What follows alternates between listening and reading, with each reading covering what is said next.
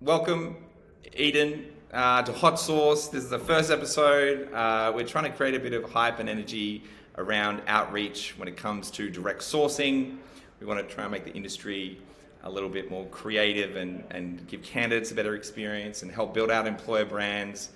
Thank you very much for joining us. Well, look, Mike, thank you. Firstly, I'm absolutely honoured to be episode 1. I didn't realise that. Welcome. These last few years have been really big for you, out the back of Flybys into Crew. You've now got Rubber Band, Createfulness. This is been a big few years for you. So how has all this kind of come to be? I loved my time at Flybys, and that was a really creative role, and I decided to, bring that to the people, so to speak, and launched my own creative consulting business. Like you mentioned, I'm passionate about recruitment and talent acquisition, so I also run a online support group and online events for TA professionals. But the big ticket item for everyone at the moment is creativity. It just keeps coming up, and I'm really excited to be here today to talk about one of those elements of creativity that we're having to face in talent acquisition. Lovely. And it's funny, I don't think I would have considered it until we'd previously spoken about it, that it can be really hard for people in TA to switch between the more kind of methodical, process-orientated, like output elements of the role, and then when it comes to engagement and trying to either create copy or any kind of marketing collateral, you do need to kind of lean on that creative side of the brain, and it can be hard to turn it on. Totally, and it's completely opposite sides of the brains, right? Like I put it down to mindset. I think talent acquisition professionals have a mountain of work to get through every day, and a lot of it's process. I think a lot of our our systems, a lot of how we actually operate, a lot of our processes are quite manual. And we have to keep on top of so much. It's like juggling multiple things all at once. You've got 10 candidates to call back. You've got 5 to book into interview. You've got a dozen CVs to go through. You've got to book in phone screens. You've got to get reference checks organised. You've got to get their contract done. It's like you're just constantly on this hamster wheel every single day. And then if you're needing to do something creative, which has become such a core part of what we do, because we're in a talent crisis, we need to stand out from the pack. We're very focused on employer branding. There are so many creative elements in terms of what we do in talent acquisition now. So to step out of that kind of reactive mindset where you're constantly thinking of the next thing that you have to do in terms of process to do something creative is really difficult. It's a really challenging thing to actually do, and you do need to step back and take stock in order to do it. You can't do it while you're stuck in that other mindset. Now, talking of something that you're proud of, some work that you're proud of, you brought along a message today. So this is the premise of Hot Sauce, is bringing along a message that you've sent, or maybe you've been sent, that really made some impact and is a little bit weird and quirky and creative. So please, talk us through this message. I've had a bit of a peek at it, and it's creative. It's definitely creative. Totally. Do you know what? This is one that Simon McSorley shared with me when with Flybys, we had such a strong brand that, I tended to be quite generic in my outreach. So for anything outbound, I talked about Flybys. We had really great creative. We had a great marketing team and comms team that provided us all that content. And when I went to Crew and worked in consulting with other brands, and the market as well, because it was such a tight talent market, particularly when I kicked off earlier this year, and it still continues to be.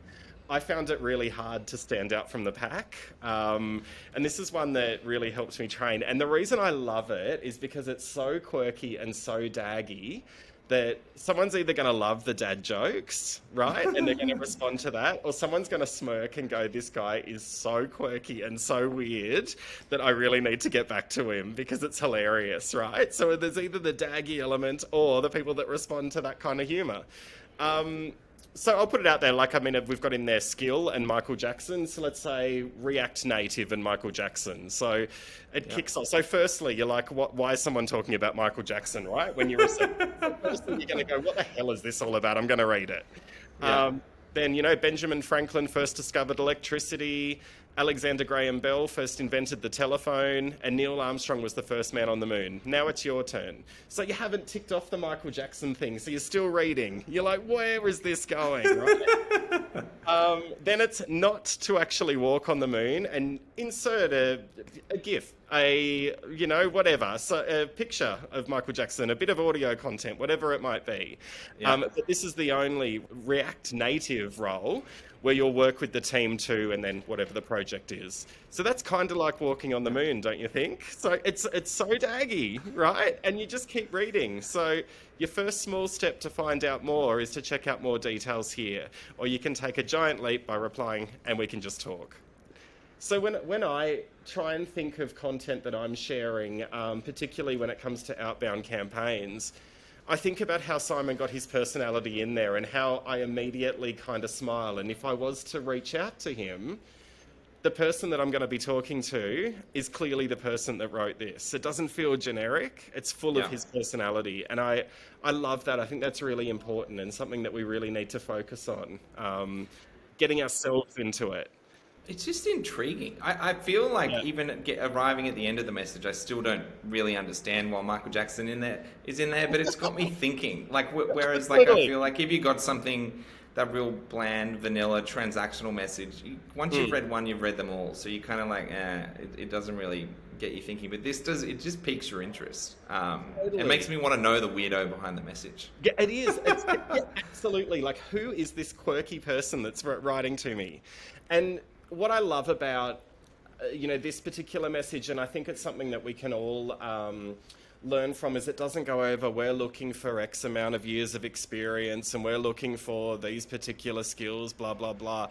It keeps that really minimal and just really focuses on the humour or the silliness. And you're right, it just makes you intrigued. You want to click.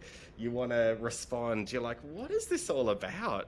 And we get so much at Crew. We get so much response from these kind of... Oh, you do? Yeah, that was my next question. How does it perform? It generates good outcomes? Absolutely, incredibly well. And when I compare it to some of the outbounds that I've done in the past prior to taking this approach, I mean, it's second to none. I mean, everyone's sending messages out now because we don't recruit via job boards anymore, right? We kind of put them up as force of habit. Everyone's needing to do this kind of attraction to bring people in because that's the way we work now. And I'd argue that's across most industries these days as well. So you've got to stand out from the pack. Everyone, in this case, there are going to be dozens of companies looking for React Natives, and these candidates are going to be receiving those dozen emails. So you've got to stand out. You've got to seem a little bit silly, a little bit fresh, and for it to have your personality in there. Otherwise, you're right. Like, people aren't going to respond. So it's not going to stand out. The other thing I really like about this as an innately lazy human being is the reusability. With these small token inputs, there's not a huge amount of like very human personalization. So you can actually get a lot of bang for buck and a lot of reuse out of this without much effort. And you, like leaning on automation, you could have this like flying out the door, and it's absolutely personalized in that it's you as a person and your expression being automated versus having to go email, individual to individual and write something. Oh, I see you worked here for this long and congratulations on getting that certification, which I think has been overplayed, and it's a bit kind of that I feel that strategy maybe is on the way out. Yeah, because I think people have done that historically because they're wanting to show that they've researched the candidate before they sent it out. Yeah. And I don't think that's necessarily important to a candidate because that information is so easily accessed anyway. So they're like, hey, they've looked at my LinkedIn profile, which, when you're sending it out, you clearly have anyway. So why bother with that? Yeah, it's not going to give you that bang for your buck, as you say. Yeah. Any final tips in terms of like how to get in the headspace to write something like this? Like, do you feel this is something? I feel like for me, this is something I'd be driving in the car and I'd be just daydreaming about something weird, and I'd be like, oh, that'd be an interesting outreach message, and then trying to translate it later. Or do you have any tips on how you kind of get in the zone to unlock this kind of creativity? Yeah, absolutely. You can't do it in the moment when you're in your day-to-day. You just can't. you're using it, like you said earlier, you're using a different side of your brain. I think you're absolutely right. Step out and mow the lawn. Think about it That's when the you're driving your answer. car. When you're listening to music, cooking is great for creativity. Cooking Yeah. is really great. You've got fragrances, you've got color, you've got texture. Amazing time to actually start thinking of these sort of things. If you're at your computer and you've got 20 emails to respond to and you need to get back to X amount of candidates, etc., you've got deadlines that you're meeting, you've got 1,000 meetings ahead of you. That's all you can think about. So you're not going to be able to be creative. So you need to step away.